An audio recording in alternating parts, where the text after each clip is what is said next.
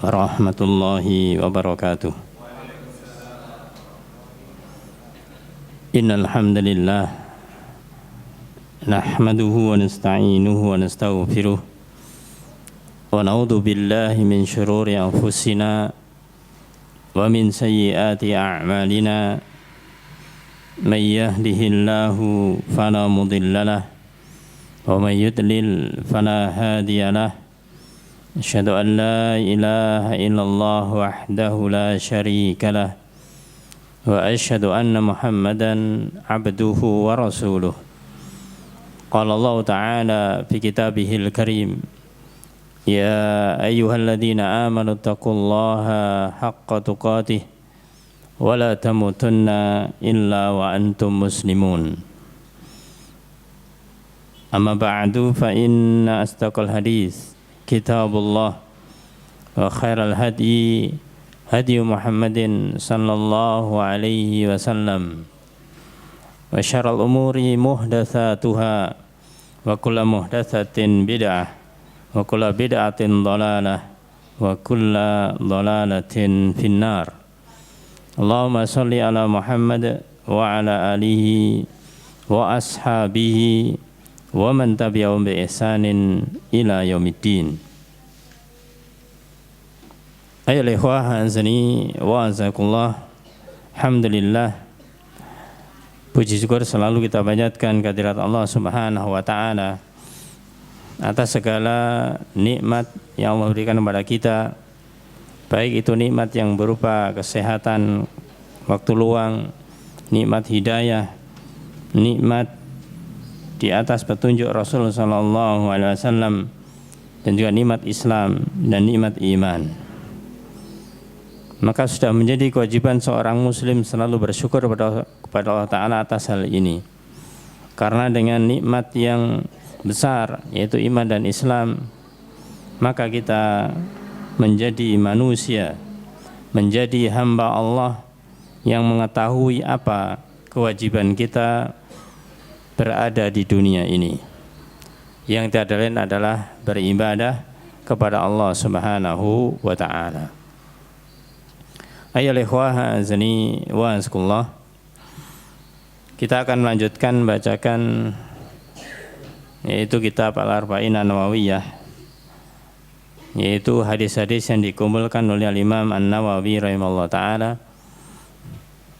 Kita sampaikan pada kesempatan kali ini insyaallah biiznillah, itu hadis yang ke-17 yang temanya adalah yaitu berbuat ihsan, berbuat baik dalam segala hal, walaupun kepada binatang atau hewan kita tetap berbuat baik.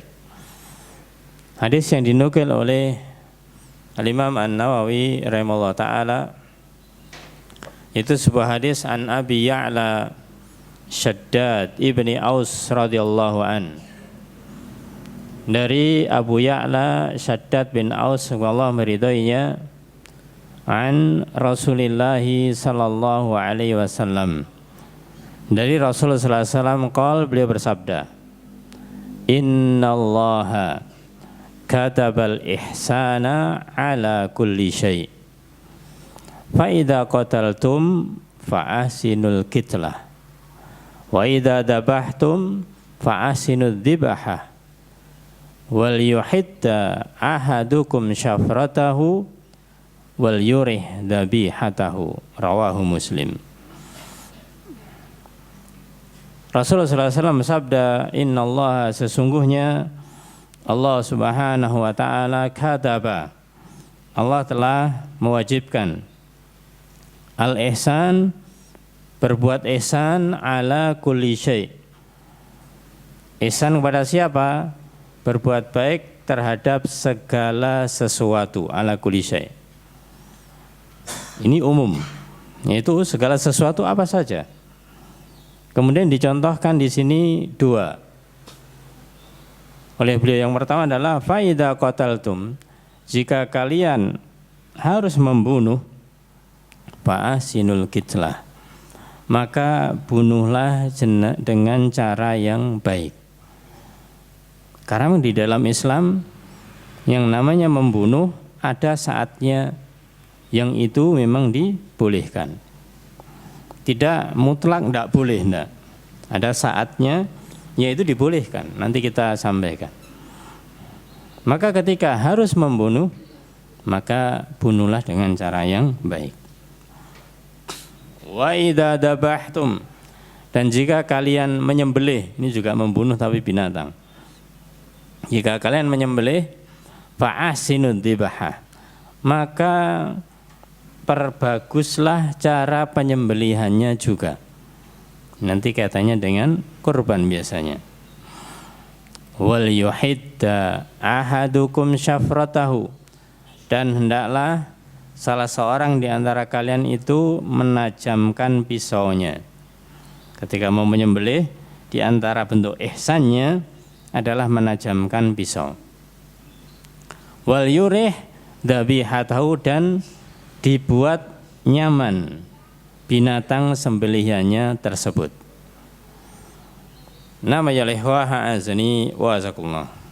Ini hadis riwayat Imam Muslim, hadis yang sahih, yang disebutkan di dalam bab ini tentang bagaimanakah kita memiliki kewajiban untuk berbuat baik.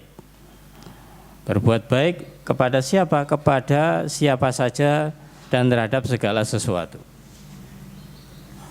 Ada sebuah tambahan hadis yang lain riwayatnya yang hasan dari Imam At-Tabrani yang menunjukkan tentang disukainya perbuatan ihsan ini. Di mana Rasul bersabda dari Anas bin Malik radhiyallahu an, beliau bersabda, idza hakamtum fa'dilu, kalau kalian memutuskan suatu hukum, fa'dilu, maka adillah, putuskanlah dengan adil. Ini itu khususnya kepada hakim. Kalau bukan hakim, orang yang dia sedang diberi amanah memutuskan suatu perkara. Misalkan kita, mungkin ada dua anak kita yang sedang bermasalah atau mungkin bertengkar dan yang lainnya. Maka bagaimana kita bisa memutuskan dengan adil? Idza hakamtum fa'dilu. Kalau memutuskan suatu hukum perkara, maka putuskanlah dengan adil. Wa idza qataltum, dan jika kalian membunuh, maka fa'ahsinu, maka bunuhlah dengan cara yang baik. Membunuh dengan cara yang baik itu bagaimana nanti? Maka dia dikatakan dalam hadis ini, fa innallah, sesungguhnya Allah Subhanahu wa taala muhsinun. Allah adalah muhsin. Allah adalah zat yang maha baik, yang selalu berbuat baik. Tidak pernah Allah berbuat buruk, berbuat jelek. Yuhibbul muhsinin, dan Allah mencintai orang-orang yang berbuat ihsan, berbuat baik.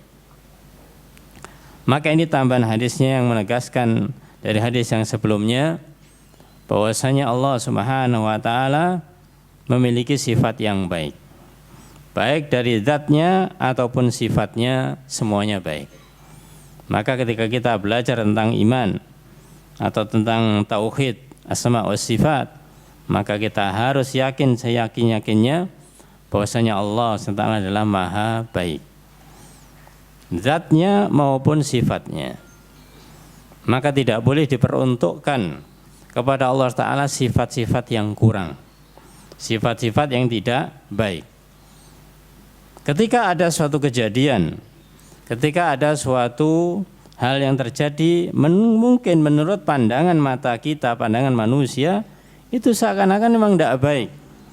Padahal semua yang terjadi di alam semesta menurut takdirnya Allah Ta'ala. Misalkan terjadinya musibah, gunung meletus, tanah longsor, banjir, itu kan semuanya secara pandangan manusia adalah buruk karena musibah. Dan itu tidak terjadi kecuali ditakdirkan Allah Ta'ala. Tapi kenapa itu semuanya dikatakan Allah berbuat baik? Maka kita tentunya taruh para jamaah bahwasanya tidaklah sesuatu itu terjadi, musibah itu terjadi kecuali bima kasabat aydin nas, itu dikarenakan ulah tangan manusia sendiri. Tanah longsor, gempa bumi dan yang lainnya itu akibat dari ulah tangan manusia sendiri. Maka Allah Maha baik. Ayyuhallazina wa'azakullah. Di dalam hadis ini yang awal disebutkan innallaha katabal ihsan ala kulli syai'. Sesungguhnya Allah Subhanahu wa taala menetapkan, mewajibkan perbuatan ihsan, berbuat baik terhadap segala sesuatu. Kata-kata kataba itu biasanya secara bahasa adalah kataba yaktubu, menulis. Tapi sering digunakan di dalam ayat, maksudnya adalah ditulis, itu artinya ditetapkan atau diwajibkan. Masalah sholat misalkan Allah berfirman dalam surat An-Nisa ayat ke-103, innas sholata kanat alal mu'minina kitaban mauquta. Sesungguhnya sholat terhadap orang-orang mukmin adalah merupakan kitaban mauquta, waktunya sudah ditentukan, waktunya sudah ditetapkan. Jadi sholat yang wajib untuk orang mukmin itu waktu-waktunya sudah ditentukan. Jadi tidak bisa kita membuat aturan sendiri tentang waktu sholat. Apakah itu subuh, apakah itu duhur, apakah itu asar, maghrib maupun isya. Allah sudah menetapkan waktu-waktunya. Maka tidak boleh kita kemudian mendahulukan pandangan-pandangan manusia. Misalkan di waktu subuh, ya, yaitu di waktu pagi, yang dimana ketika fajar shadiq, ketika fajar itu tampak, maka itu adalah masuk waktunya subuh. Mungkin ada orang yang berpikir secara akal, kalau jam segitu kayaknya kepagian, orang masih malas. Ya, menurut dia, kalau disiangkan sedikit itu akan banyak orang yang bisa sholat subuh. Kalau jam segitu masih banyak yang tidur. Nah, ini adalah menurut manusia. Itu menunjukkan kemalasannya, kemalasannya, bukan mengikuti aturan Allah tapi ingin mengikuti dirinya sendiri. Akhirnya terjadi apa? Ya dia kebiasaannya seperti itu. Ketika adzan subuh, ya tidak bisa bangun. Kalaupun dia sholat, bangunnya terlambat. Na'udzubillah. Maka kata-kata kataba menunjukkan adalah ketetapan. Juga di dalam masalah asyam, kita sering mendengarkan di waktu Ramadan, kutiba alaikumus syiyam, telah ditetapkan atas kalian yaitu asyam, diwajibkan kepada kalian asyam yaitu syiyam syahri Ramadan, puasa di bulan Ramadan. Dan juga ayat yang lainnya yang menunjukkan tentang hal ini. Ayyuhal ikhwah azani wa azakullah. Sekarang ihsan yang sedang dibahas di dalam hadis ini itu apa? Maksudnya ihsan itu apa? Kalau ihsan yang artinya di dalam beribadah, sebagaimana kita sudah bahas di hadis yang kedua, ketika Rasulullah SAW ditanya malaikat Jibril, akhbirni anil ihsan, kabarkan kepadaku tentang ihsan. Maka beliau menjawab, anta budallah ka'annaka tarah, fa illam takun tarah fa innahu yaraka. Nah, itu ihsan yang dimana memiliki tingkatan tertinggi setelah iman dan Islam. Maka ihsan yang dimaksud di sini ini bukan ke arah situ, tapi ke arah perbuatan baik yang khususnya yaitu kepada sesama makhluk. Kalau ihsan di dalam hadis yang kedua itu adalah kepada Allah Subhanahu wa taala. Maka ihsan ya ikhwah azani wa azkullah itu dari kata ahsana yuhsinu ihsanan, yaitu ahsana membaguskan, juga yuhsinu itu membaguskan. Ihsanan berarti berbuat yang bagus, berbuat yang baik, aktif, bukan pasif.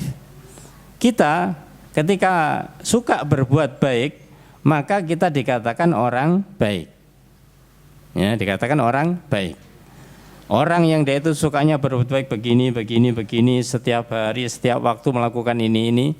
orang akan memberikan predikat padanya, Masya Allah, si fulan ini orangnya baik. Kenapa? Karena dia suka berbuat baik. Tapi ada juga orang yang memang sifatnya itu sifat yang baik pada dirinya, meskipun dia itu perbuatan baiknya tidak terlalu tampak. Misalkan dia dalam keseharian sholat 5 waktu nggak pernah ketinggalan, ya. Kemudian puasa Ramadan dan juga amalan sunnah dilakukan semuanya. Tapi dia tidak terlalu kelihatan, yaitu membantu orang lain. Maka orang yang demikian ini adalah orang yang hasan, orang yang bagus, orang yang baik. Tapi ihsan itu adalah berbuat baik kepada orang lain. Maka menjadi kewajiban kita para jamaah ya ikhwah, kalau kita memiliki sifat baik, jangan dipek dewe. Apa dipek dewe? Jangan dimiliki sendiri. Ya. Salurkanlah perbuatan baik kita itu kepada yang lain. Salat 5 waktu misalkan, ketika kita sudah bisa baik di dalam hal itu, sampaikan kepada yang lain, ajak kepada yang lain, supaya kita itu baik dan mengajak baik kepada orang lain. Itulah namanya ihsan. Jadi ihsan ini adalah berbuat kepada orang lain. Nah, berbuat kepada orang lain ini ada yang sifatnya atau hukumnya wajib, ada yang hukumnya sunnah, sesuai dengan hukum-hukum yang ada di dalam syariat ini. Contoh yang wajib misalkan birrul walidain, berbakti kepada kedua orang tua. Ini kita berbuat baik kepada orang lain, yang orang lain adalah orang tua kita. Ini adalah ihsan dan hukumnya wajib. Ada yang hukumnya sunnah sebagaimana syariat sunnah. Misalkan kita infak, sedekah, ya tidak ada ketentuan yang khusus dalam itu dan kita sesuai dengan kemampuannya, maka itu juga ihsan. Kita misalkan mau membantu fakir miskin, ya, atau membantu orang yang membutuhkan, silahkan. Dan itu tidak ada kewajiban yang harus sekian dan sekian, sesuai kemampuannya. Itu juga ihsan, tapi adalah sunnah. Tidak semua orang terbebani dengan hal demikian itu, sesuai dengan kemampuannya. Nah, maka perbuatan baik para jamaah ini ada yang hukumnya wajib, ada juga hukumnya yang sunnah. Kalau ada orang berbuat baik dalam masalah yang haram, tidaklah dikatakan ihsan. Ya, ada orang berbuat maksiat, dia ikut-ikutan atau malah difasilitasi. Ini terkena ayat apa? Wala ta'awanu 'alal itsmi wal 'udwan. Awalnya wa ta'awanu 'alal birri wa taqwa. Tolong menolonglah kalian, kerjasamalah kalian 'alal birri wa taqwa, dalam bir, kebaikan dan ketakwaan. Dan kita dilarang la ta'awanu, jangan tolong menolong kerjasama 'alal itsmi wal 'udwan, dalam dosa dan permusuhan. Ini syariat. Ini aturan syariat. Maka kalau aturan syariat demikian para jamaah, jangan sampai kita nanti terpengaruh oleh aturan manusia.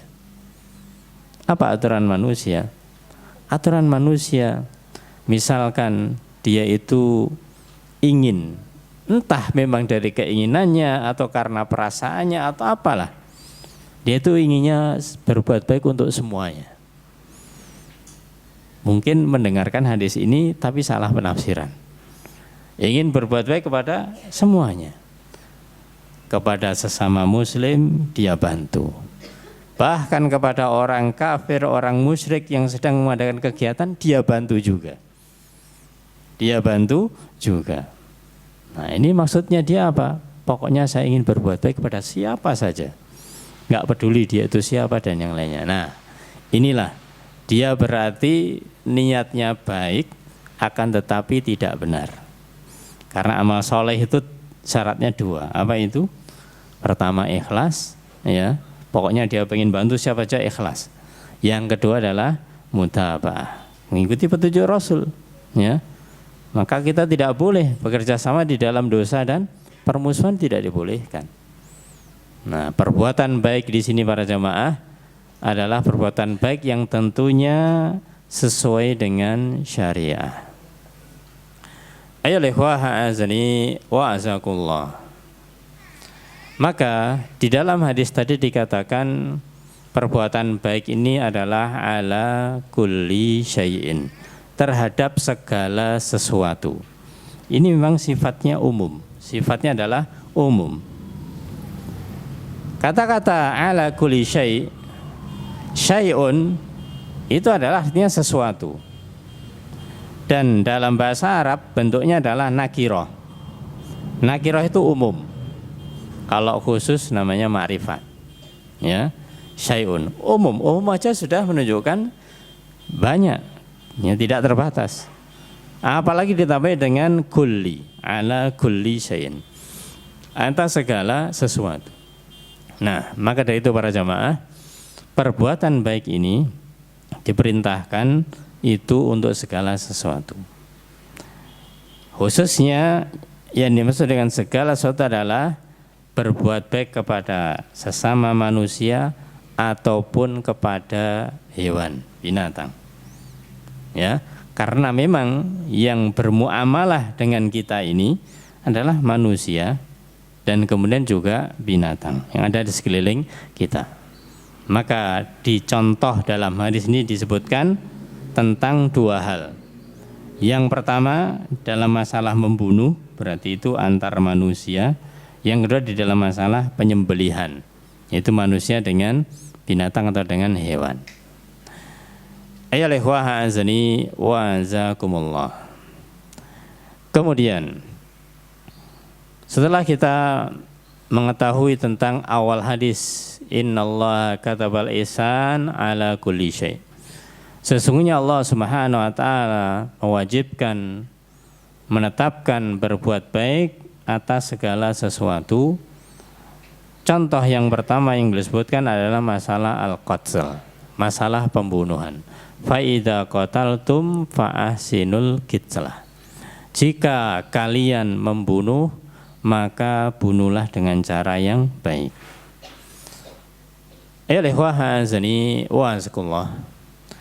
Maka yang namanya membunuh di sini ini adalah bagaimanakah manusia ketika dia itu melakukan atau dia diharuskan melakukan pembunuhan ini, maka caranya harus dengan cara yang baik. Cara yang baik adalah sesuai dengan syariat.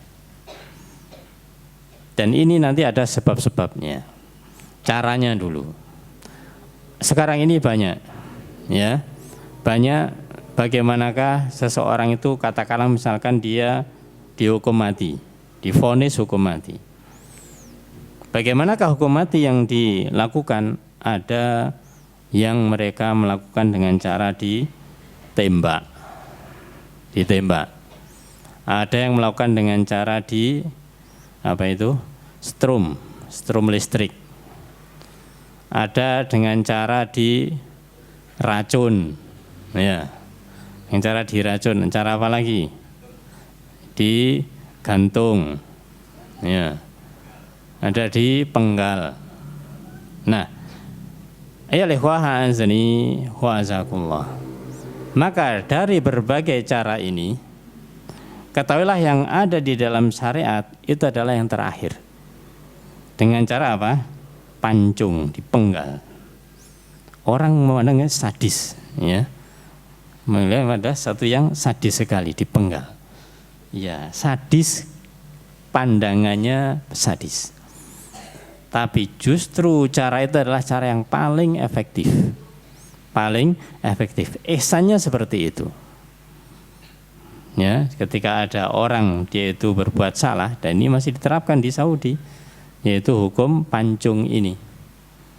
Jadi bagaimanakah seorang itu ketika dipancung itu langsung dengan algojo dipenggal lehernya, langsung lepas, ya, langsung lepas lehernya ini. Otomatis kalau namanya langsung lepas, langsung mati, ya, langsung mati. Nah, ini dijelaskan di dalam banyak ayat Allah Subhanahu wa taala. Di antaranya Allah berfirman dalam surat Muhammad ayat yang keempat. Fa idza laqitumul ladzina kafaru, maka jika kalian bertemu orang-orang kafir, ini tentunya ketika dalam kondisi perang. Kondisi sedang perang. Kalau aman-aman ya enggak, Ya aman-aman tidak. Jika kalian bertemu orang kafir fador berriqab, maka pukullah, yaitu leher mereka.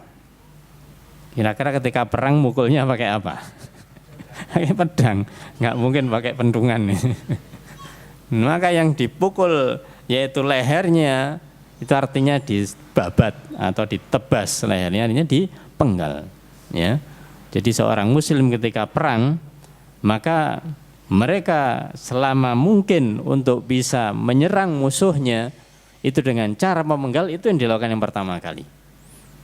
Ya. Karena itu apa? Karena itu sudah setelah itu dilakukan selesai.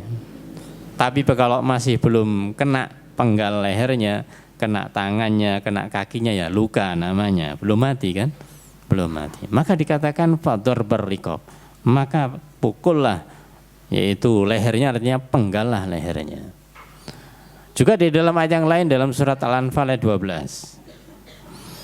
Allah berfirman, sa'ulki fi qulubil ladzina kafarur ru'ba fadribu fawqal a'naq wadribu minhum kulla banan. Yang artinya sa'ulki fi qulubil ladzina kafaru, kelak aku akan berikan di hati-hatinya orang-orang yang kafir, itu rasa rob, rasa khawatir, rasa takut. Jadi Allah Ta'ala memasukkan rasa takut di hati-hati orang kafir ketika menghadapi orang-orang muslim. Makanya kita lihat dalam sejarah para jamaah, betapa banyak ketika peperangan antara kaum muslimin di masa Rasulullah SAW bersama orang kafir, jumlahnya enggak imbang. Ya, jumlahnya enggak imbang, tapi dimenangkan oleh orang-orang muslim. Itu salah satu hal yang terpenting disebutkan di sini, bahwasanya Allah yaitu memasukkan rasa takut ke dalam diri mereka. Sebaliknya Allah memberikan kekuatan, keberanian kepada orang-orang muslim. Dan inilah sebenarnya kuncinya. Kuncinya di sini. Ketika seorang atau dua orang ini sedang berhadapan atau dua pasukan berhadapan, orang kafir dia takut mati, orang muslim pengen mati, ya sudah kan, selesai kalau begitu. Artinya apa? Yang satu pengen mati, yang satu takut mati. Ya menang yang pengen mati. Ya, yang menang mereka mati tidak masalah kaum muslimin. Orang kafir takut mati, makanya dia takut gitu loh. Orang muslim malah berani. Nah inilah, maka dikatakan sini fadribu fawqal a'naq, maka pukullah, yaitu di atas leher mereka, tebaslah, yaitu kepala mereka, tentunya di leher yang ditebas. Wadribu minhum kulla banan, dan pukullah tiap-tiap ujung jari mereka. Nah, yang kedua ini para jamaah banyak penafsirannya. Di antara penafsirannya yaitu dipotong jari jemarinya. Apa tujuannya? Ya. Namanya orang perang itu memegang dengan tangan. Kalau misalkan jari jemarinya tidak ada, ya tidak bisa pegang. Ya, tidak bisa memegang. Ya, akhirnya ketika jari jemarinya itu kemudian hilang, ya sudah nggak bisa pegang, nggak bisa melakukan yaitu balasan dan yang lainnya, akhirnya mudah dikalahkan. Maka di sini para jamaah, bahwasanya pembunuhan yang terbaik atau cara membunuh yang terbaik dalam Islam adalah dengan memenggal leher. Memenggal leher. Nah, sedikit kita lihat kenapa kok ini dikatakan terbaik, padahal sadis, bahasanya kan demikian. Kita pikir orang yang dibunuh dengan cara ditembak, pertanyaannya, apakah bisa langsung mati? Ya kalau mungkin pas bisa langsung mati, Allah menghendaki. Tapi meskipun jago tembak, tapi ketika Allah misalkan menghendaki meleset, ya meleset. Makanya ketika orang misalkan ditaruh di tiang, ada jago tembak, bukan satu yang nembak, ya.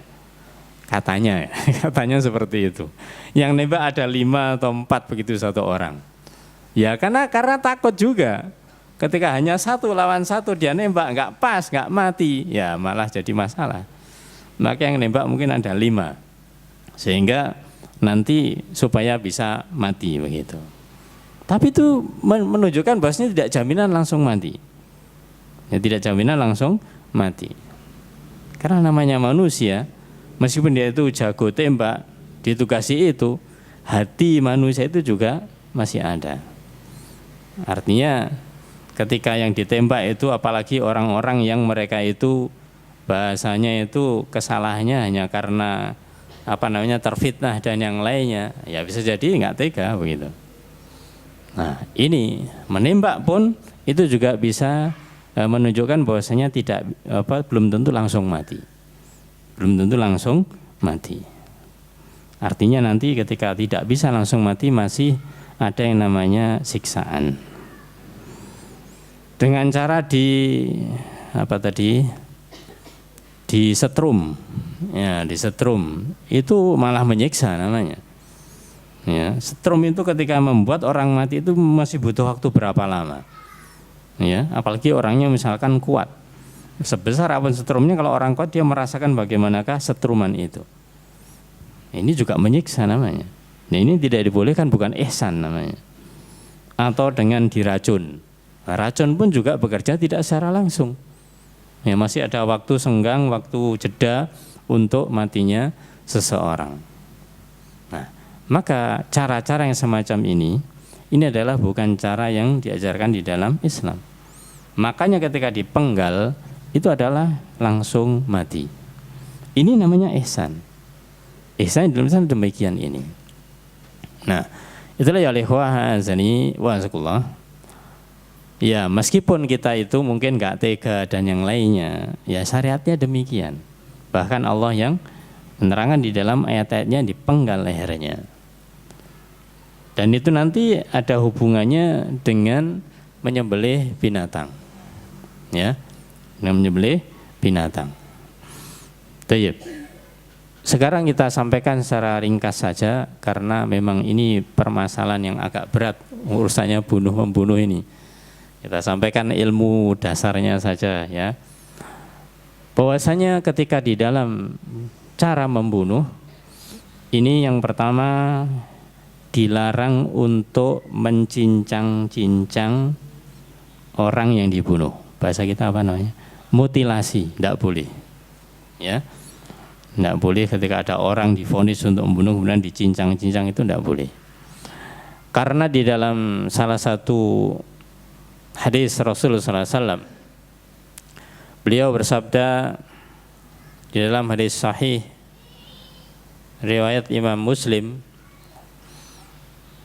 maka beliau pernah mengutus pasukan untuk jihad di jalan Allah Subhanahu wa taala. Dan ketika beliau mengutus pasukan itu, beliau berpesan kepada pasukan ini, "Ughzu bismillahi fi sabilillah." Berperanglah kalian dengan menyebut nama Allah di jalan Allah. Jadi berperang untuk menegakkan agamanya Allah. Niatnya karena Allah, ikhlas karena Allah Subhanahu wa taala. Ini yang paling penting. Jadi perang tidak hanya sekedar mengalahkan musuh, tapi perang adalah jihad. Menang kalah urusannya Allah Subhanahu wa taala. Ketika Allah menghendaki kaum muslim menang, ya akan menang.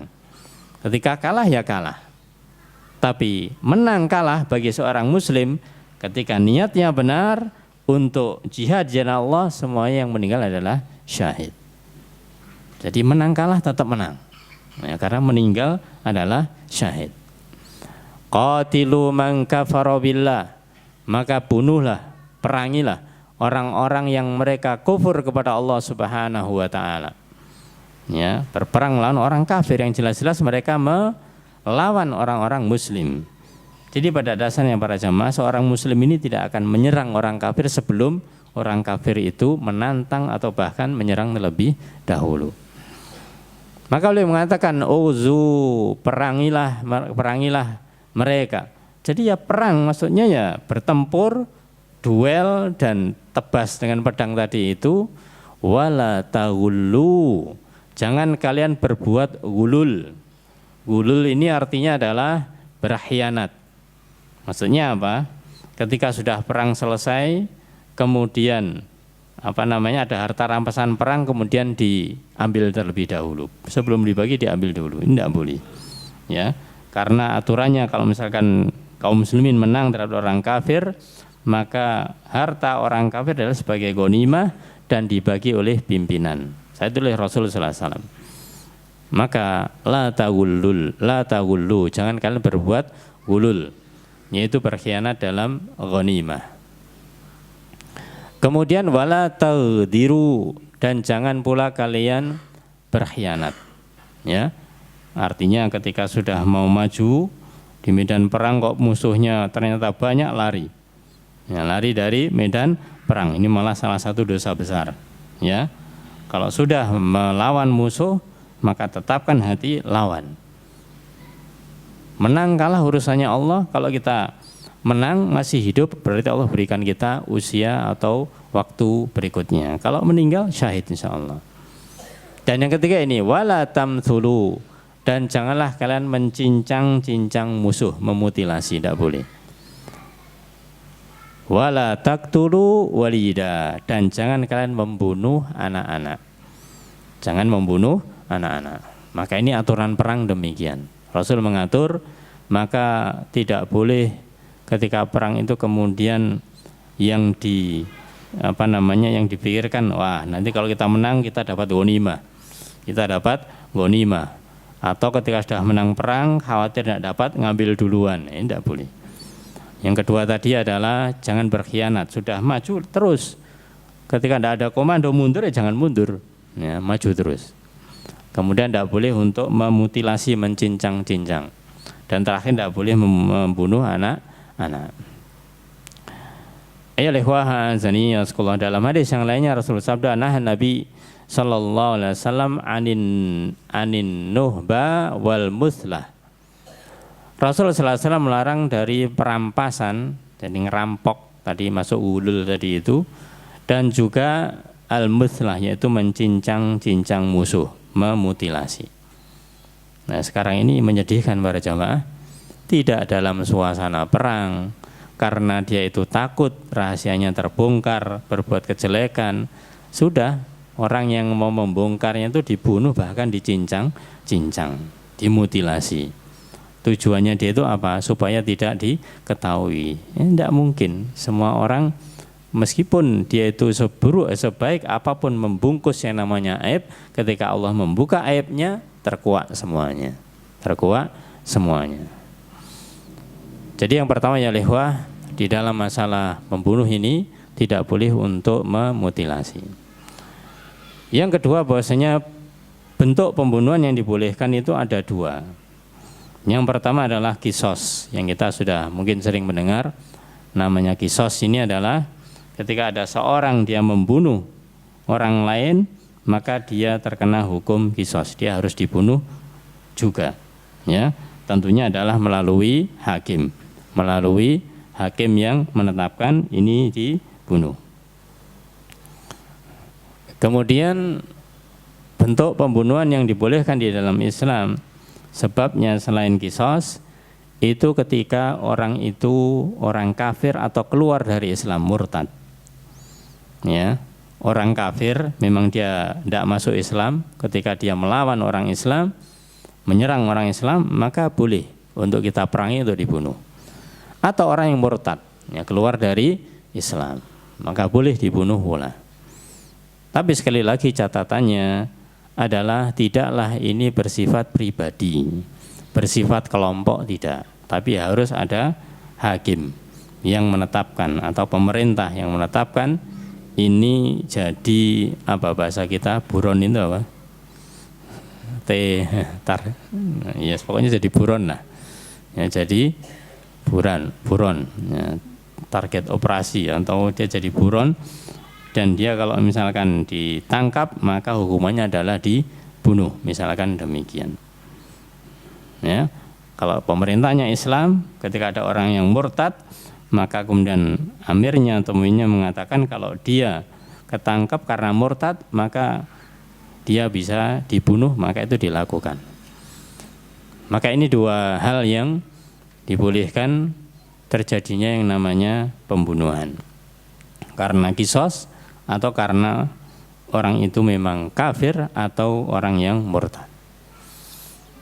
Kemudian ya ikhwah azani wa azkullah, terkait dengan pembunuhan yang termasuk ihsan itu tidak boleh membunuh dengan cara dibakar, membunuh dengan cara membakar. Ya, ini baik manusia maupun hewan. Ya, tidak boleh dengan cara membakar.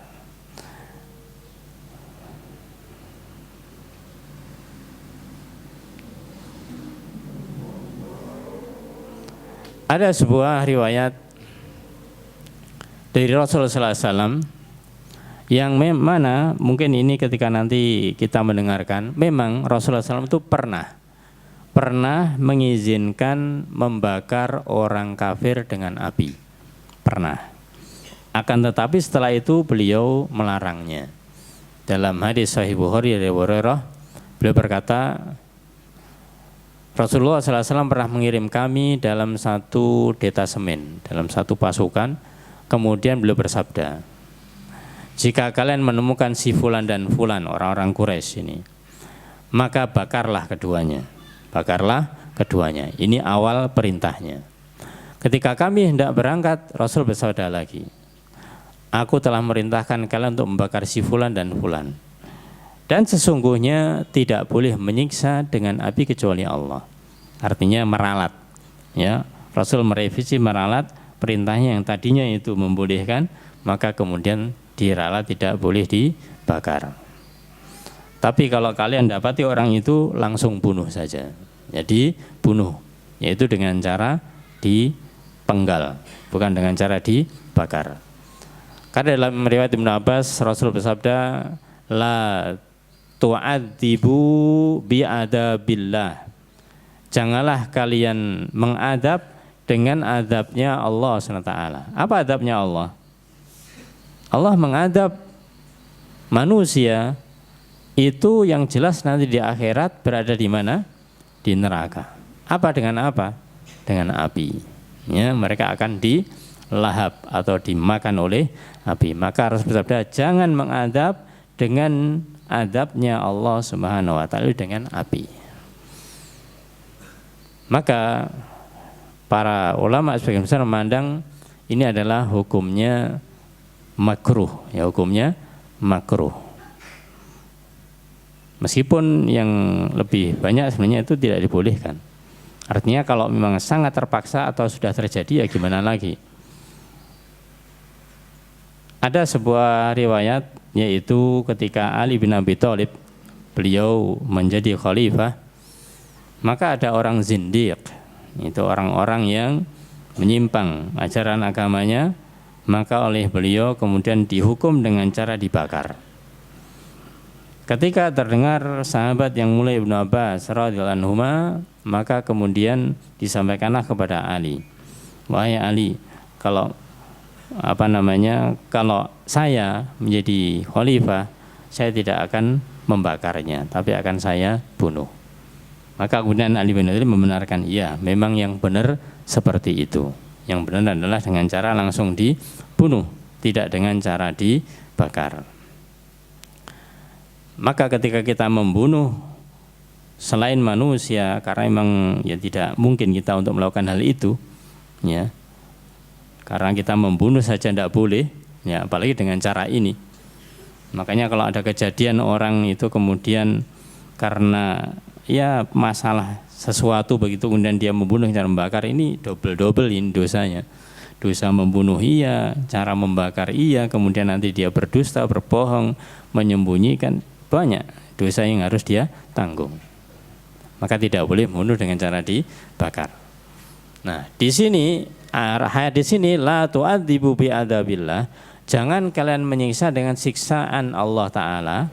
Ini memang tidak secara khusus untuk manusia, tapi juga dengan hewan juga. Makanya hati-hati para jamaah, kadang-kadang kita sering dapati ya orang-orang ketika mereka itu ingin menghilangkan ular itu apa? Ulat, ya, ulat. Ya, ulat bulu. Ya, ulat bulu. Wallahu alam ilmunya dari mana? Katanya mereka kalau memang tidak dengan dibakar itu akan enggak habis-habis begitu. Padahal secara logika ketika dia dibakar itu malah kemana-mana dan malah bisa merambat kemana-mana bulunya itu. ya, atau semut, ya, angkerang dan yang lainnya. Bahkan binatang berbisa, ya, yang kita diperintahkan untuk membunuh, misalkan ular, ya, maka kita pun juga dilarang untuk membunuh dengan cara dibakar. Dengan cara dibakar. Maka hindari dengan cara hal ini. Ayyuhal ikhwah azani wa azakumullah.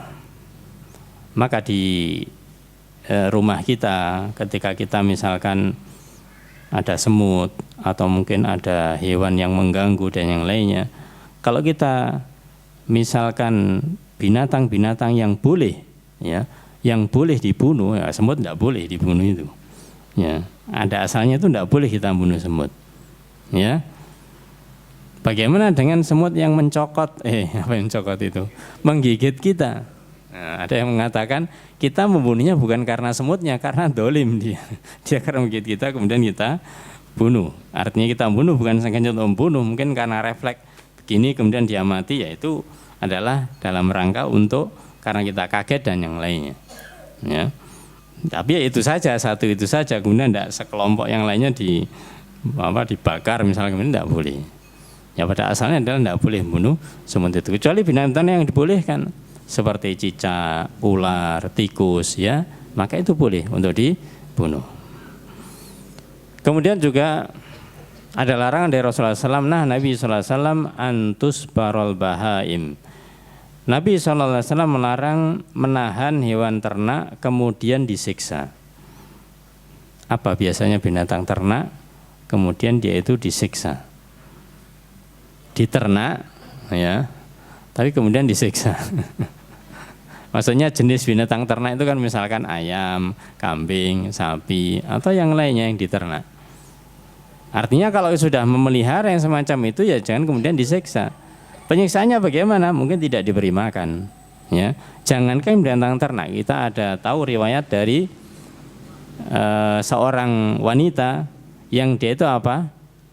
Menahan kucing dan tidak memberi makan sampai mati. Ya, maka dia mendapatkan adab Allah Ta'ala karena tidak memberi makan. Yang kucing bukan binatang ternak, apalagi binatang ternak.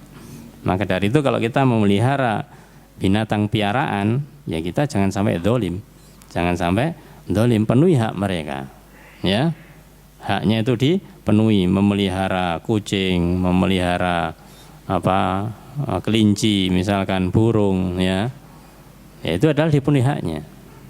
Maka jangan kita kemudian mendoliminya. Ayyuhal ikhwah azani wa azakumullah.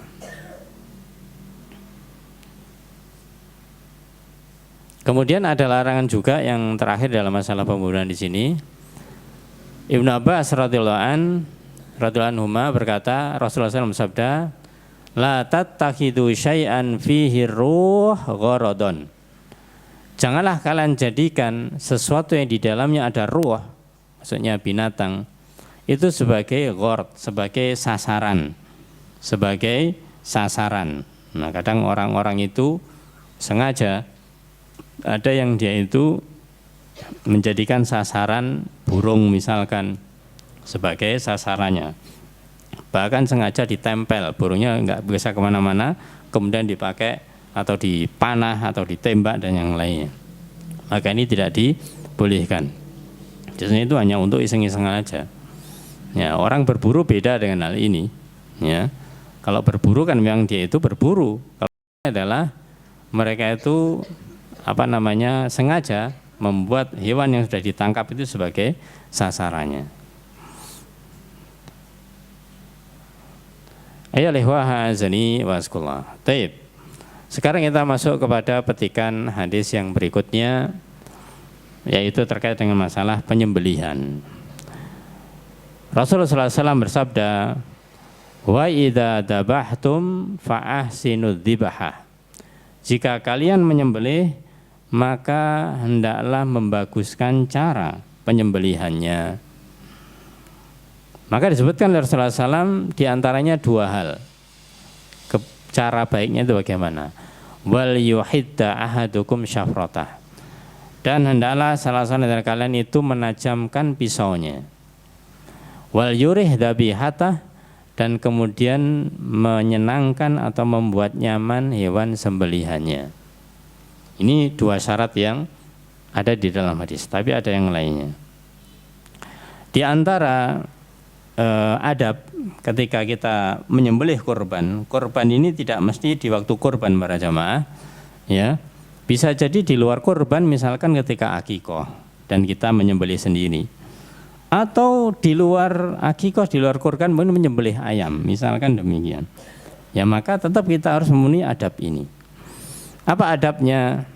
Yang pertama adalah alat yang digunakan hendaklah dia itu tajam. Tadi wal yuhidda ahadukum syafrotah, hendaklah menajamkan pisaunya, Maka kalau kita ingin menyembelih misalkan ayam atau mungkin kambing atau bahkan sapi, maka hendaklah betul-betul pisaunya itu pisau yang sangat tajam. Jadi jangan sampai nanti bahasa kita itu menyembelih terutama kambing atau sapi di ekek-ekek itu diapakan. Ya, enggak cepat gitu loh ya. Ya mungkin memang untuk sekali tebas itu butuh keahlian. Jadi ada orang yang dia itu menyembelih kurban karena alatnya ini Masya Allah dan dia punya teknik, ya mungkin sekali gores atau sekali tebas. Bisa dari atas, misalkan dari atas langsung tebas, langsung digoreng, selesai. Ya karena itu satu memang alatnya tajam, orangnya itu ahli, ya. Dan dia ngerti, dia itu mengerti bagaimanakah atau tempat mana yang harus disembelih. Maka ini adalah yang pertama, bagaimanakah ketika seorang itu ketika menyembelih itu harus tajam, ya, tidak boleh tumpul, sekali tebas. Atau mungkin dengan cara dari bawah kemudian diangkat ke atas juga sekali angkat itu juga bisa. Itu semuanya memang butuh yang namanya keahlian. Dan kalau misalkan di antara kita belum biasa, ya, kemudian ingin melakukannya, ini harus menetapkan niat dulu. Ya, harus memantapkan niat, yaitu niat ingin menyembelih. Yang kedua harus bahasanya kita apa ya? Noto hati, mantep niati, tegel. Nah, tegelnya apa? Tatak. Bahasa Indonesianya apa? Ya, pokoknya harus tatak ketika kita mau menyembelih itu. Ya kita enggak melihat jasadnya orang. Ada orang yang Masya Allah, ya atletis badannya, dia melihat darah takut. Melihat darah takut, banyak itu. Ya, ada orang yang kayaknya ya wis enggak ndayani bahasanya Masya Allah, berdarah dingin, nyembelih satset aja biasa dia. Ya, karena sudah biasa. Nah, disebutkan di dalam hadis Rasulullah SAW, dalam hadis yang diriwayatkan oleh Imam Bukhari, dalam hadis yang sahih, bahwasanya bersabda ma'an haraddam wa dzukira rasmullah fakul laisa dufur wassin. Ma'an haraddam, apa saja yang mengalir dari darah, maksudnya apa saja yang dapat mengalirkan darah, wa dzukira rasmullah, dan disebutkan nama Allah, fakul, maka makanlah. Artinya kalau ada suatu binatang sembelian, ya, kemudian sebelum menyembelih kita membaca bismillah, maka makanlah. Tentunya adalah binatang-binatang yang halal. Laisa dzufur wassin, bukan memakai kuku atau memakai gigi.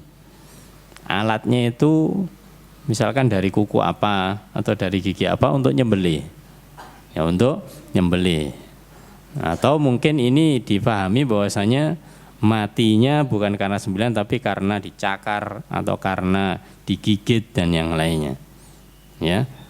Maka selama itu bisa dialirkan darahnya, disembelih dan disebutkan nama Allah, maka makanlah.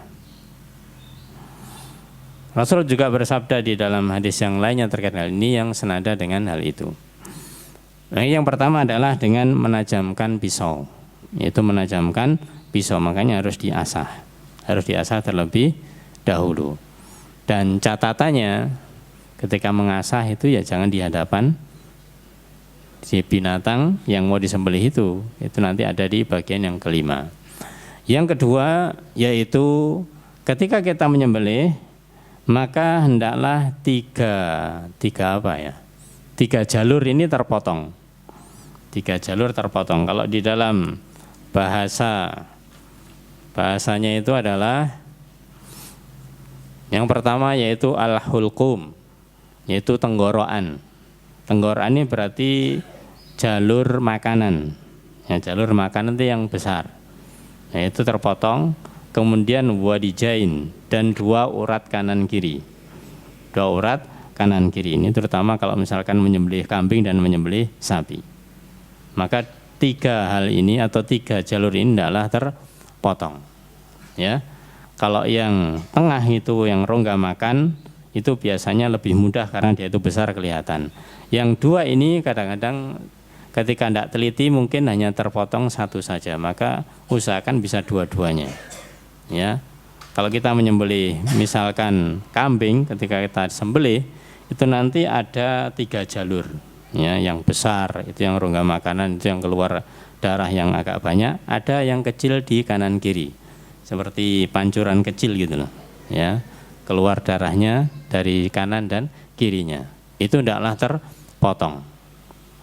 Dan ini yang membuat hewan itu semakin cepat mati. Itu namanya ihsannya di situ. Ya, ihsan yang pertama adalah menajamkan pisau. Ihsan yang kedua putus, yaitu urat 3 ini. 3 urat ini terputus supaya nanti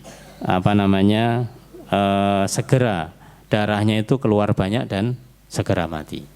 Ya, segera mati. Jangan seperti orang yang hati-hati para jamaah ini mengingatkan karena kejadian ya. Kebetulan ketika kita di pondok itu tidak beli, ada orang dia itu memberi kepala ayam. Memberi kepala ayam kemudian ya dari pasar ini dari pasar asalnya. Ketika teman-teman melihat ini biasanya sih begitu itu hanya untuk aja, untuk campuran, kita enggak pakai secara khusus itu. Ketika dia ternyata di kepala ayam ini itu tidak ada bekas sembelihan. Ada tapi cuma kayak lubang gitu loh. Enggak tahu diapakan, anak baru tahu itu soalnya. Kayak ditusuk gitu loh. Kayak ditusuk itu. Maka ini namanya bukan menyembelih ini namanya. Ya. Jadi hanya lubang saja. Ya akhirnya sudah jangan dimakan itu berarti bisa jadi bangkai itu nanti karena tidak ada penyembelihan di situ. Ya, makanya kalau misalkan kita terutama masalah kepala, kalau kita suka ayam kepalanya ya dilihat sembelihannya itu kira-kira bagus sama tidak. Nah, kalau masalah daging lainnya nggak perlu kita banyak tanya, kepala ini karena kelihatan. Kalau daging lainnya gimana kalau ternyata kepalanya itu? Ya, kita jangan jangan membebani diri. Ya, kita dapat selain kepala misalkan paha, sayap, dada dan yang lainnya. Ini nyembelihnya itu pakai bismillah dan sempurna apa tidak ya? Nggak jadi makan nanti. Ya, nggak jadi makan kalau begitu nanti. Maka itu nanti yang ketiga, yaitu membaca bismillah. Ya, kita sebelum menyembelih maka ucapkanlah bismillah. Ucapkanlah bismillah. Bagaimana dengan kondisi yaitu ketika orang-orang yang mereka itu kita tidak tahu apakah ketika menyembelihnya itu bismillah atau tidak. Maka dalam hadis Rasulullah SAW diriwayatkan dari Aisyah, ada satu kaum yang baru saja masuk Islam. Kaum baru saja masuk Islam. Mereka membawa daging, yaitu hadiah untuk Rasulullah SAW, membawa daging hadiah kepada Rasulullah SAW. Maka kemudian Aisyah berkata kepada Rasulullah SAW, "Wahai Rasulullah SAW, sungguhnya ada satu kaum yang datang kepada kami dengan membawa daging yang kami tidak tahu apakah daging ini ketika menyembelih disebutkan nama Allah atau tidak." Apa jawab Rasulullah SAW? Rasulullah menjawab bahwasanya sammullah alaihi wa kuluh. Kalau kamu dapat daging demikian itu, sebelum makan itu baca bismillah. baca bismillah, makan. Selama dagingnya memang halal. Jadi kita dapat ayam ini, ya, dapat ayam. Jangan kita takalluf, membuat diri. Ini ayamnya tadi dari mana? Ya, siapa yang beli? Baca bismillah apa enggak? Ya, enggak perlu. Ya, enggak perlu. Ya sudah bismillah, ya, kita baca bismillah dan kita makan karena ayam halal begitu. Ya. Kecuali tadi yang kita katakan kalau misalkan memang kita mendapatkan ayam kepalanya. Karena ini tandanya ada di situ. Tandanya ada itu misalkan di lehernya tidak ada bekas sesetan, bekas sembelihan tidak ada. Karena memang namanya ayam harus disembelih. Maka seperti itu ketika kita syak dak mayaribuk ila malayaribuk. Tinggalkan ragu-ragu menuju yang tidak ragu. Ini ada belum ada sembelihannya, tidak ada sembelihannya, kita tinggalkan. Ya jangan dimakan kalau semacam itu. Ya. Kemudian ya ikhwah azani wa azakumullah. Itu yang ketiga yaitu dengan membaca bismillah. Kemudian yang keempat, adab di dalam penyembelihan, yaitu orang yang menyembelih. Ini bagi orang yang menyembelih harus memiliki sifat apa? Yang pertama adalah dia itu orang muslim. Orang muslim. Ya, orang Islam. Kemudian dia itu berakal, memiliki akal, bukan orang gila maksudnya. Kemudian dia itu baligh, yaitu orang yang sudah baligh. Kemudian berikutnya dia itu kalau memang belum baligh, ketika ada anak kecil itu ada namanya mumayyiz. Mumayyiz itu bisa membedakan yang benar dan yang salah. Usianya mungkin belum balik, tapi dia bisa membedakan benar salah, ini dibolehkan. Atau dibolehkan juga seorang yang menyembelih itu ini terkait dengan selain muslim, yaitu orang ahlul kitab. Kalau namanya ahlul kitab ya lihwaha azaniyaskullah, itu hanya dua. Ahlul kitab hanya Yahudi dan Nasrani. Tapi dengan syarat sembelian-sembelian mereka itu bukan untuk ritual. Bahasa kita untuk ritual. Jadi misalkan pas ada perayaan hari raya mereka, Natal misalkan, ya, itu sembelihannya sangat besar kemungkinannya untuk acara itu. Nah kalau kita punya tetangga atau dikirimi orang yang non muslim yaitu Nasrani misalkan memberi kita ayam, ya, maka selama itu tidak ada hubungannya dengan ritual mereka, maka hukumnya halal. Hukumnya adalah halal. Dan sembilannya orang ahli kitab itu juga dibolehkan. Bahkan Nabi SAW pernah makan itu paha kambing yang diadakan oleh seorang perempuan Yahudi, ya, di Khaybar. Jadi ini khusus untuk Yahudi dan Nasrani. Bagaimana di negeri kita ada yang namanya Hindu, Buddha, itu tidak termasuk. Itu tidak termasuk. Karena kalau Yahudi Nasrani ini masih memiliki kitab. Ya, sebelumnya masih memiliki kitab. Tapi kalau Buddha ini adalah bukan lagi mereka itu agama. Tapi mereka dikatakan adalah kepercayaan, atau dalam bahasanya adalah mereka itu adalah kesyirikan. Ya.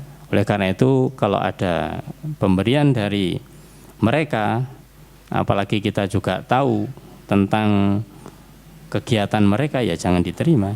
Jangan diterima. Ayo lihwaha azani wa azkullah. Itu yang keempat, berarti orang yang dia itu menyembelih hendaklah dia memiliki syarat ini, yaitu Islam, berakal, balik, ataupun kalau tidak balik anak kecil yang sudah mumayyiz. Kemudian yang kelima yaitu tidak mengasah pisau di hadapan hewan sembelian yang tadi. Jadi ketika kita mau menyembelih, jangan kita mengasah pisau di hadapan hewan yang kita sembelih. Ada sebuah riwayat dari Ibnu Abbas radhiyallahu anhuma bahwasanya Rasulullah SAW pernah melewati seorang yang meletakkan kakinya di atas perut seekor kambing sambil mengasah pisau. Ini maksudnya mau menyembelih, tapi dia mengasah pisau yaitu di depan seekor kambing. Sedang kambing itu melihatnya dengan mata kepalanya. Maka Rasulullah SAW bersabda, mengapa engkau tidak melakukannya sebelum ini? Mengapa engkau tidak asah dulu sebelum menyembelih ini? Maka beliau mengatakan dengan nada yang agak marah, apakah engkau hendak membuatnya mati dengan dua kematian? Membuatnya mati dengan dua kematian. Ya, kematian yang pertama karena kambing ini meskipun hewan, tahu kalau yang namanya pisau itu mau untuk menyembelih, dia bahasa kita sudah stres kan begitu. Membuat mati duluan, nanti belum lagi disembelih. Dan yang terjadi kan begitu. Ketika hewan ini tidak ditenangkan, kemudian apalagi senjatanya atau pisaunya ditampakkan, dia akan berontak biasanya. Dia akan berontak. Maka hendaklah ditenangkan terlebih dahulu.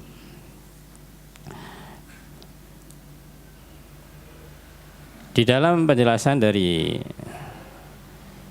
kitab Ar-Arba'in dari yang lainnya, itu dari Al-Imam Ibnu Daqiqil Id, beliau menjelaskan tentang hal ini, tentang masalah penyembelihan tambahannya.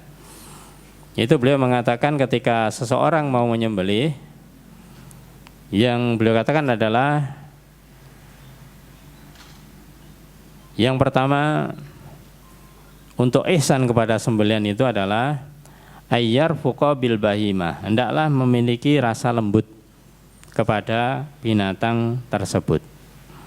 Jadi kalau kita mau menyembelih para jamaah, ya, namanya binatang itu juga punya perasaan.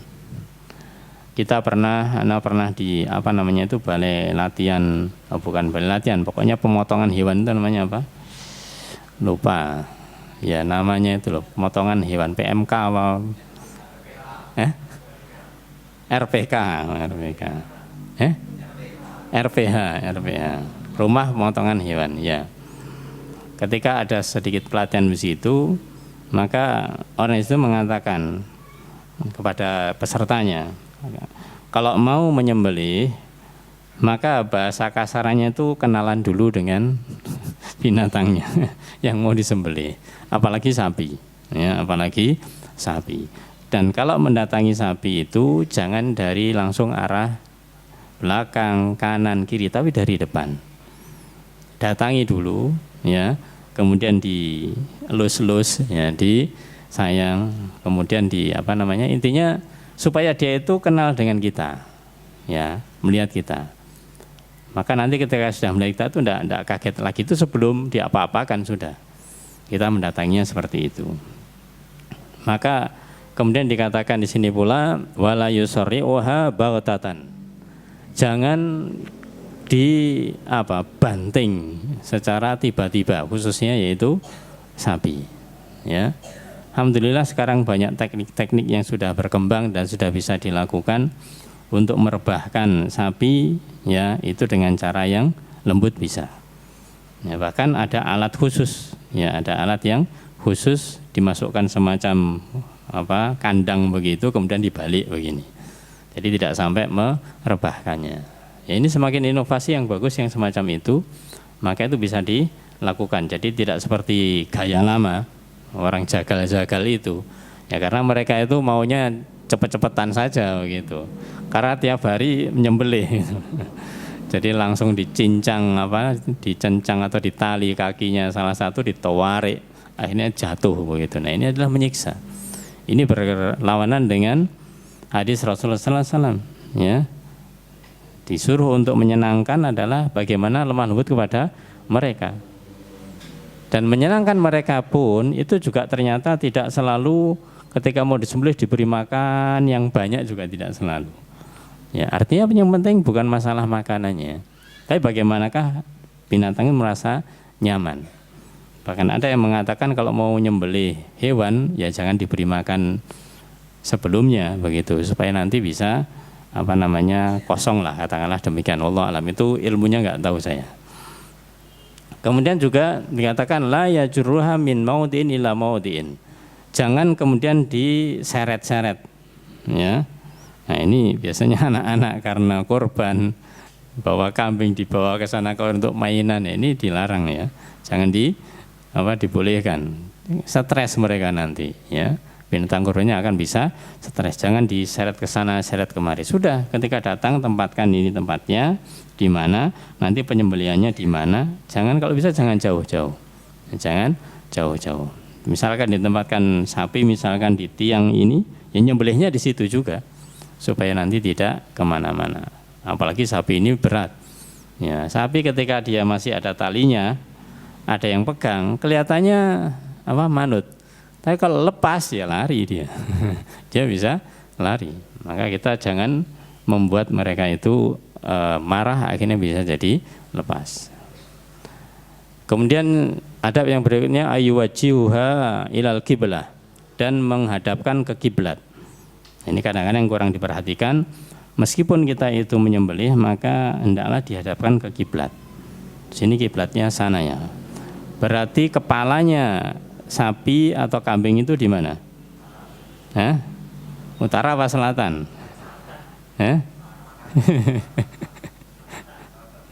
Nah, itu sebenarnya tidak ada keharusan antara selatan. Kebiasaan orang. Kalau ada orang yang menyembelih misalkan kidal. Ada yang kidal kan begitu. Ya. Jadi ini mana yang mudah? Biasanya sih kalau umumnya ketika kita menyembelih itu yang kepalanya, kalau kiblatnya sana berarti kepalanya di mana sana? Selatan, ya, bukan di utara. Ya. Karena apa? Karena nanti di sini ada disebutkan di dalam adab itu juga, ketika nyembelih itu kepalanya binatang itu kita tahan dengan lutut kita. Nah, kepala itu, nah lutut itu adalah lutut yang kiri itu, lutut yang kiri itu untuk menahan kepalanya supaya tidak nanti bergerak. Maka dihadapkan ke kiblat. Jadi kepalanya di selatan, kemudian kakinya di utara. Nah, itu juga disebutkan di dalam yang lainnya, adab yang lainnya. Tapi ini banyak yang nggak berani, Sebenarnya ketika kambing ataupun sapi itu ketika disembelih, kalau tidak berani ya memang harus dilakukan. Itu namanya kaki itu tidak diikat, ya, tidak diikat. Makanya kalau kita lihat prosesnya sebenarnya, ketika sudah kambing dulu misalkan, kita sudah direbahkan, ya, kambing ini lebih mudah sebenarnya karena lebih kecil. Ketika sudah disembelih, maka segera dilepas supaya mereka bisa bergerak. Bahasa kita kejet-kejet ya. Itu fungsinya adalah untuk segera menuntaskan darahnya dan segera mati. Begitu juga sapi. Insya Allah selama tidak ada hal yang merisaukannya atau yang membuat gaduh begitu, tidak ada masalah sebenarnya. Sapi pun ketika setelah kita menyembelihnya, tidak perlu tetap harus dipegangi kakinya. Ya kalaupun mungkin ditali untuk jaga-jaga ya iyalah. Kalau mungkin enggak ya enggak, karena di beberapa tempat kalau sudah mereka terbiasa menyembelih itu sudah tanpa tali, pokoknya bagaimana bisa rebah kemudian disembelih dilepas. Ya. Hanya saja mungkin yang dijaga supaya tidak berdiri lagi gitu saja. Ya, berdiri bisa jalan-jalan lagi ya. Maka memang untuk penyembelihan ini semuanya adalah upaya dan usaha supaya kita berbuat ihsan kepada yang namanya binatang sembelihan ini. Jadi tidak serta-merta pokoknya disembelih pokoknya mati ya enggak. Ya, kita tetap berbuat ihsan meskipun pada seekor binatang yang semacam ini. Kemudian ya ikhwah azani wa azkullah. Dan yang terakhir di dalam adab di dalam kita menyembelih itu jangan menguliti sebelum betul-betul mati. Ya. Jangan kita itu menguliti apalagi memotong tubuh-tubuh yang lain sebelum binatang itu betul-betul mati. Kita ambil contohnya misalkan yang tengah-tengah kambing misalkan. Kalau ayam mungkin lebih cepat ya, sapi lebih lama. itu ketika setelah disembelih biarkan, ya, biarkan sampai betul-betul itu nanti sudah tidak bergerak lagi. Dan biasanya ada jeda ketika disembelih, kemudian sudah selesai penyembelihannya, diletakkan seakan-akan sudah tidak bergerak. Tapi dalam jeda waktu sekian nanti dia akan bergerak lagi untuk menuntaskan darah-darah yang keluar, tuntas, kemudian dia baru mati. Maka jangan segera untuk dikuliti, ya, apalagi sapi, ya. Maka sapi ini menurut jagalnya ini tergantung penyembelihannya juga. Kalau penyembelihannya itu pas, ya, nanti akan keluar darahnya lebih banyak, ya, dan dia akan cepat mati. Tapi kalau kurang pas itu bisa sampai 1 jam katanya. Untuk menunggu betul-betul matinya itu bisa sampai 1 jam.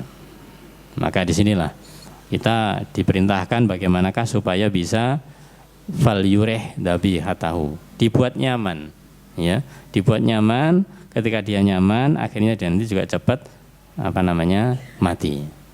Dan beberapa hewan, ya, masya Allah, mereka seakan-akan ketika dijadikan hewan kurban itu seakan-akan ngerti, seakan-akan tahu, sehingga dituntun dia ini kayak manut begitu loh, ya, kayak dia itu manut. Ini semuanya adalah bagaimanakah pelayanan sebelumnya. Jadi dihalusi, kemudian dianu dengan baik, ya, tidak kemudian digetak, kemudian dipoyoi. Karena kalau banyak anak kecil biasanya dia itu gaduh akhirnya. Itu jadi yang membuat berontak semacam itu. Itulah ya ikhwah azani wa azakullah yang terkait dengan masalah adab-adab di dalam menyembelih binatang. Yang dimana ketika kita menyembelih binatang, perhatikan ini. Kalau memang berupa kambing itu mungkin kita tidak selalu, ya, karena mungkin nunggu kurban dan yang lainnya. Paling tidak ketika menyembelih ayam pun itu juga diperhatikan mengenai adab-adabnya, ya, adab-adabnya yang semacam ini, sehingga nanti jangan sampai menyembelih ayam langsung terputus lehernya begitu. Itu tidak nyembelih, itu hanya memenggal. Memenggal. Lo kan cepat matinya, ya, tapi nggak sesuai karena tadi ada adabnya memutuskan, yaitu 2 ini, ya, makanya ditunggu supaya nanti selesai atau mati beneran baru dikuliti, bukan dipenggal, ya. Ayam bukan dipenggal, disembelih, ya. Kayak manusia itu memang dipenggal, ya, itu dipenggal. Wallahu a'lam bishawab.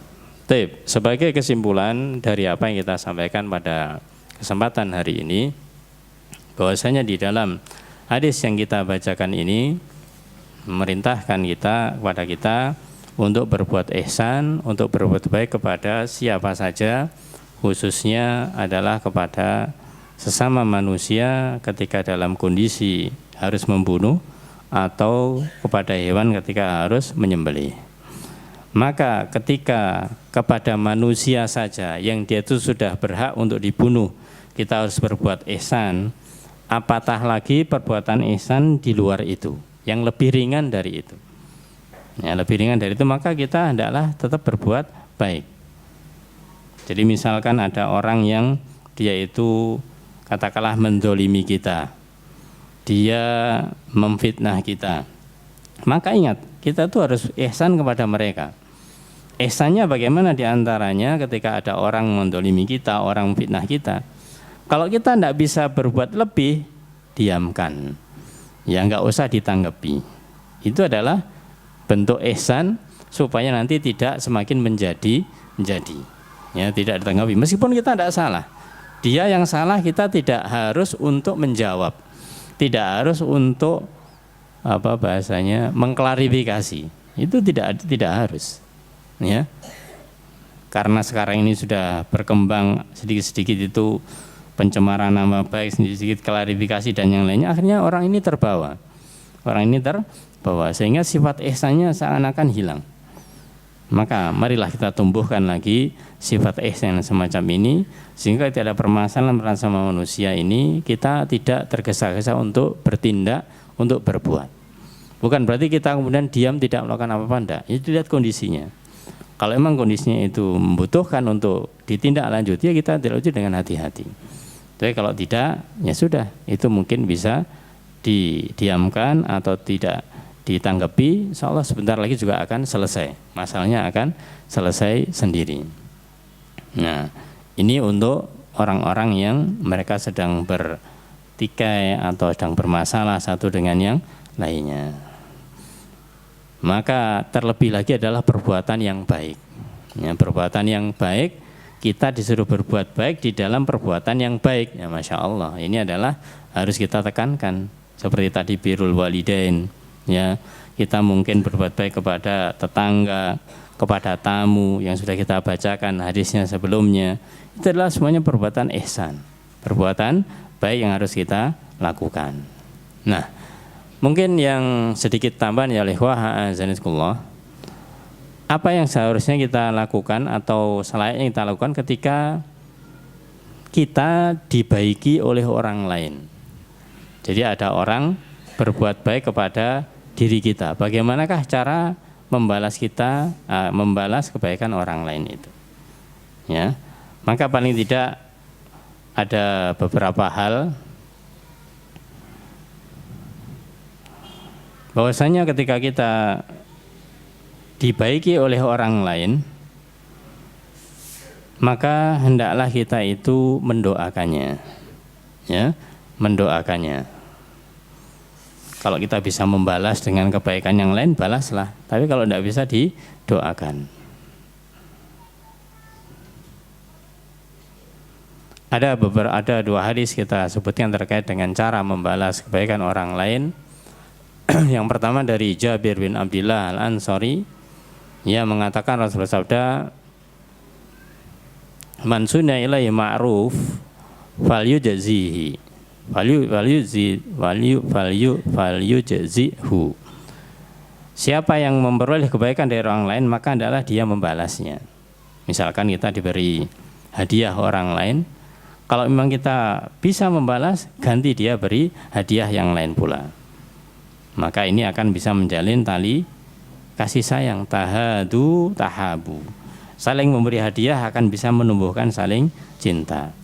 Fa ilam yujzihu, kalau memang tidak bisa membalasnya, fal yuthni alaih. Jadi kalau tidak bisa membalas, maka hendaklah memujinya, ya.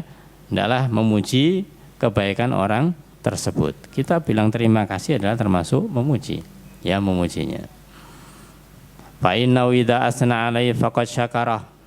Karena sesungguhnya dengan memuji dia itu adalah bentuk mensyukurinya, bentuk mensyukurinya.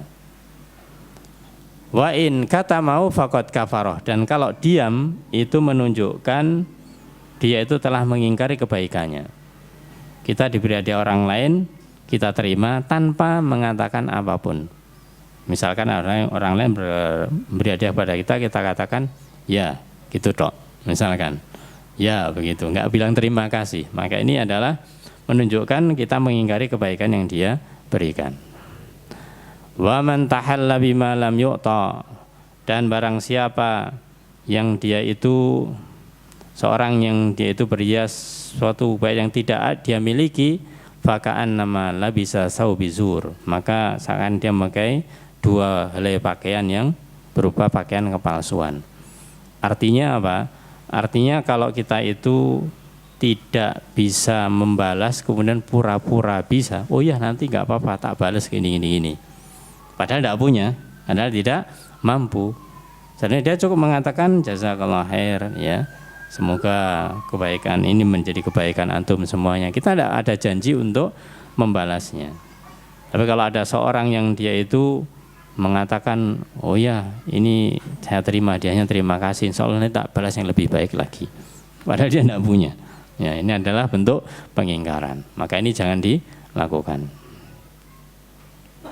Kemudian dalam hadis Ibnu Umar, beliau mengatakan Rasul bersabda, man ista'adza billah fa'iduh.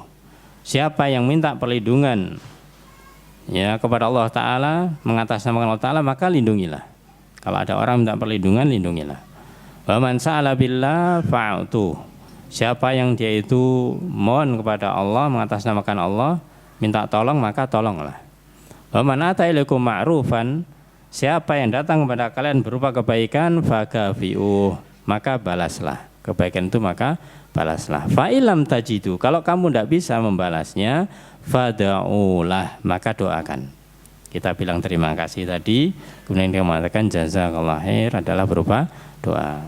Hatta ya'lama anna qad kafa'tumuh, maka jika Anda tidak mampu maka doakanlah sehingga kalian mengetahui itu adalah sudah melakukan pemberian yang setimpal. Ayyuhal ikhwah azani wa azakumullah. Maka inilah sedikit yang bisa kita lakukan ketika ada orang memberi kebaikan kepada kita.